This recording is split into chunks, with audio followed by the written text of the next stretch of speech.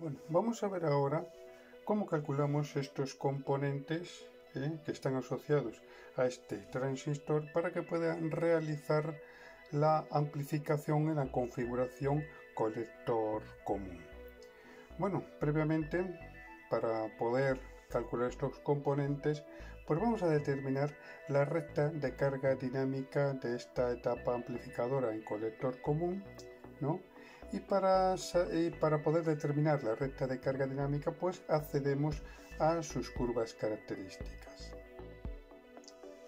Bueno, estas son las curvas características del transistor BC547, que a través de las mismas pues vamos a ir sacando pues la recta de carga dinámica de esta etapa amplificadora. ¿Y quién determina la recta de carga dinámica de una etapa amplificadora en colector común? Pues lo va a determinar la resistencia de emisor. En el amplificador en emisor común era la resistencia de colector, como sabéis. En este caso pues va a ser la resistencia de emisor. ¿Y cuál va a ser el valor de esta resistencia de emisor? Bueno, pues va a ser el fruto de la división existente entre la tensión colector máxima que nosotros hayamos elegido, dividido entre la intensidad de colector máxima que nosotros hayamos elegido en las curvas características de ese transistor. A través de la tensión máxima, que suele ser VCC, la tensión de polarización, y la corriente máxima que nosotros pues hayamos elegido como corriente máxima colector emisor. Muy parecido a como calculábamos la resistencia dinámica de colector en una etapa amplificadora emisor común. Lo que pasa, o la diferencia, es que esa resistencia en el emisor común estaba en el colector, y en esta etapa amplificadora en colector común está en el emisor. Bueno, más adelante, cuando veamos los siguientes vídeos donde voy a poner ejemplos, lo veremos más claramente. Ahora vamos a dar una introducción de cómo se calcula. Una vez que ya hemos elegido la tensión máxima de colector y la corriente máxima de colector que va a delimitar esa recta de carga dinámica, pues lo dividimos y calculamos RE. Y RE va a ser la que va a determinar esa recta de carga dinámica. Bueno, ahora vamos a calcular la tensión de reposo. Una vez que ya sabemos esa recta, o ya hemos determinado esa recta de carga dinámica, pues vamos a determinar qué punto de esa recta de carga dinámica vamos a establecer tanto las corrientes y las tensiones de reposo en colector y en emisor. Bueno, pues eso lo va a determinar estas dos resistencias, RB1 y RB2. Pero aquí, en una etapa amplificadora en colector común, pues hay que tener en cuenta ahora la tensión de colector, cosa que en una etapa amplificadora en emisor común no se tenía en cuenta porque estaba conectada al negativo. Estaba conectada al negativo, no se tenía en cuenta, pero aquí, como tenemos esta resistencia de emisor, pues aquí vamos a tener una tensión de emisor. Por lo tanto, ¿qué tensión vamos a tener en la base? Pues en la base pues ya no va a ser como en el caso de una etapa amplificadora en emisor común, que eran 0,7 voltios, que era la caída de tensión base emisor. Aquí van a ser la caída de tensión base emisor más la tensión de emisor. Como tenemos aquí, la tensión de base sería igual a la tensión de emisor más la tensión o la caída de tensión base emisor, la tensión que vamos a tener aquí. Con lo cual, a la hora de calcular estas resistencias, pues va a variar con respecto a cómo lo hacíamos. Va a variar un poco, tampoco mucho, va a variar un poco a como lo hacíamos cuando las calculábamos en etapa amplificadora en emisor común. Bueno, una vez que hayamos elegido la corriente de reposo de base dentro de esa recta de carga, pues vamos a determinar, para que podamos tener esta corriente de reposo, pues vamos a calcular estas resistencias. Bueno, una de estas resistencias, que era la RB1, dijimos que por aquí venía 5 veces la corriente de base. La corriente de base de reposo, 5 veces la corriente de base. Con lo cual, para que por aquí vengan 5 veces la corriente de base, ¿qué valor va a tener? ¿O qué tiene que tener esta resistencia RB1?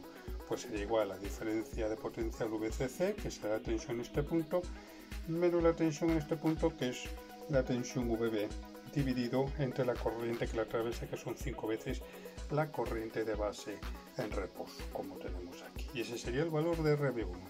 RB2, que os acordáis también, forma parte de esta corriente base, que era la corriente de estabilización, la corriente de estabilización de una etapa amplificadora, tanto en emisor común como en colector común.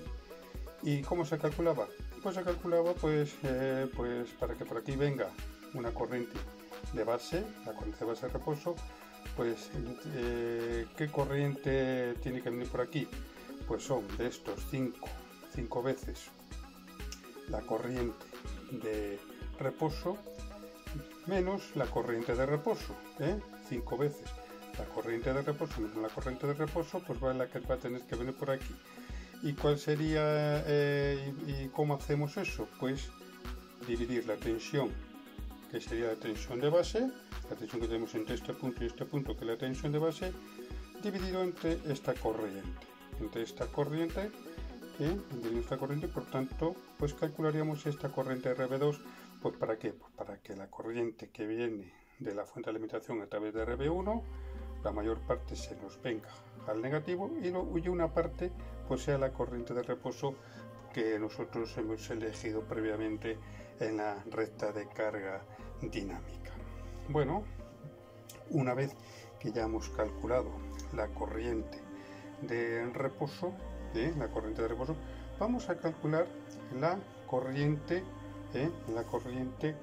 que atraviesa el emisor, la corriente pico a pico, porque por aquí vamos a meter una señal, que va a producir una variación de tensión, va a producir una variación de corriente, y en el colector va a producir una variación de la corriente colector-emisor, una variación de colector que tendrá un valor pico a pico. ¿Y cuál va a ser ese valor pico a pico?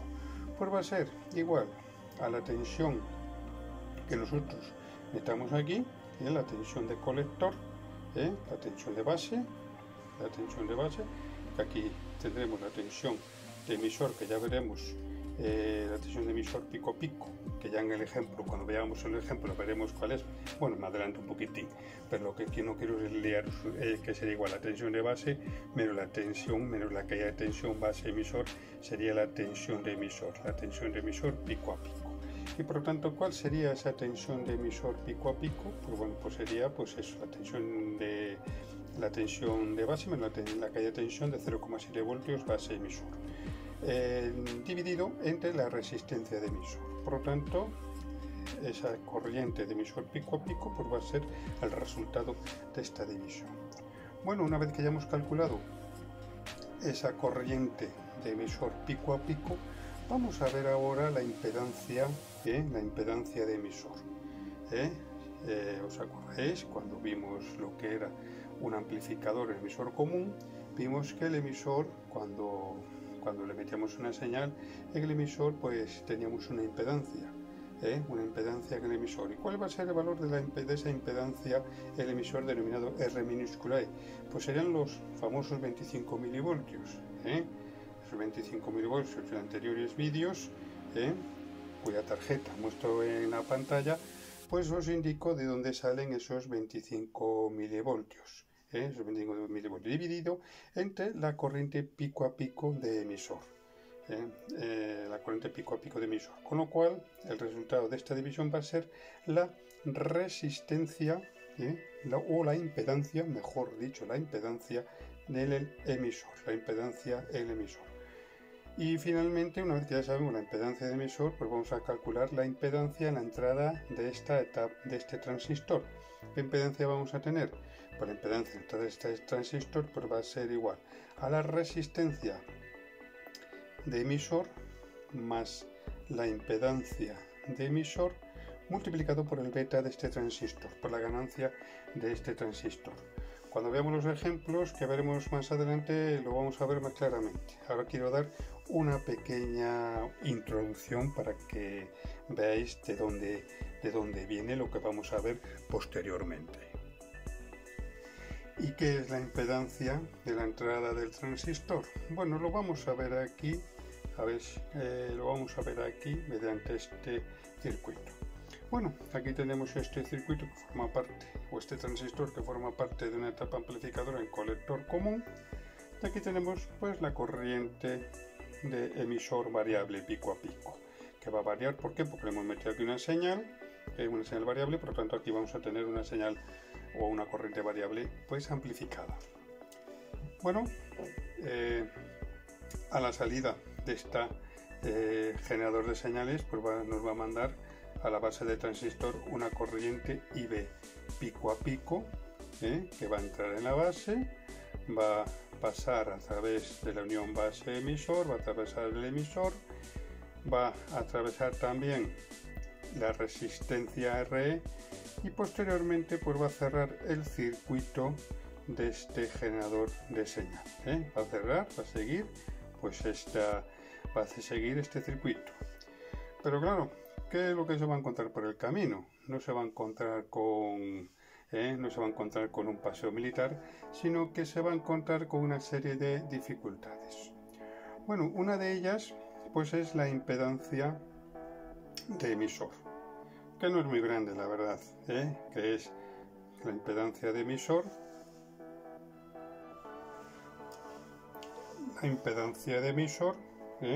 Pues que es pues la oposición que se va a encontrar dentro del emisor. La impedancia que se va a encontrar dentro del emisor, pues esta sería, pues bueno, la impedancia de emisor, una de las oposiciones que se va a encontrar esta señal procedente del generador de señales. Bueno, otra oposición que se va a encontrar pues va a ser la resistencia de emisor. La resistencia de emisor se va a encontrar aquí con otra oposición, pero la oposición así pues más fuerte pues va a ser la corriente de colector que se va a encontrar en contra, porque por aquí viene una corriente de colector. Esta corriente de colector que se va a encontrar en contra pues va a tener que sortear los electrones que vienen de frente a estos otros electrones que intentan cerrar el circuito de este generador de señales, pues se van a encontrar con un tráfico en contra generado por esta corriente de colector, con lo cual ese sorteo intentar sortear ese tráfico en contra pues va a generar una oposición. Y esa oposición pues de su magnitud, ¿cuál va a ser? Pues va a depender del beta de este transistor. Cuanto mayor sea el beta de ese transistor que ocurre, pues mayor diferencia va a haber entre la corriente de base y la corriente de colector, y por tanto mayor oposición se va a encontrar. Con lo cual, que en resumidas cuentas, ¿qué es lo que va a ocurrir aquí? Que la impedancia del transistor, si nosotros mediríamos con un medidor de impedancias, como tenemos aquí la impedancia de entrada de este transistor, pues sería igual a la resistencia, o a la impedancia, mejor dicho, del emisor, más la resistencia de emisor, la resistencia de emisor que nos va a polarizar o establece la recta dinámica de esta etapa amplificadora, multiplicado por el beta de este transistor. El beta de este transistor, que va a hacer que la corriente en contra que se va a encontrar pues va a ser mayor o va a ser menor. Por tanto, esta va a ser la impedancia de entrada de este transistor que forma parte de esa etapa amplificadora en colector común.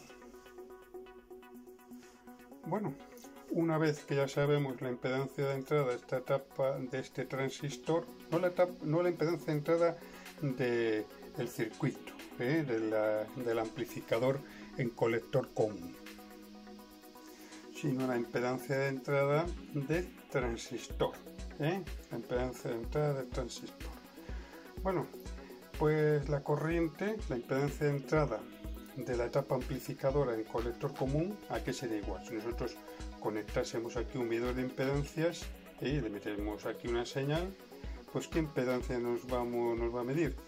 Pues va a ser el paralelo de la impedancia de entrada del transistor, la que hemos visto anteriormente, en paralelo con RB1 y en paralelo con RB2, porque la corriente que viene por aquí pues se va a bifurcar a través de estos tres ramales y por lo tanto la impedancia resultante es el paralelo de estas dos resistencias, en paralelo entre ellas y al mismo tiempo en paralelo con la impedancia de entrada de esta etapa amplificadora.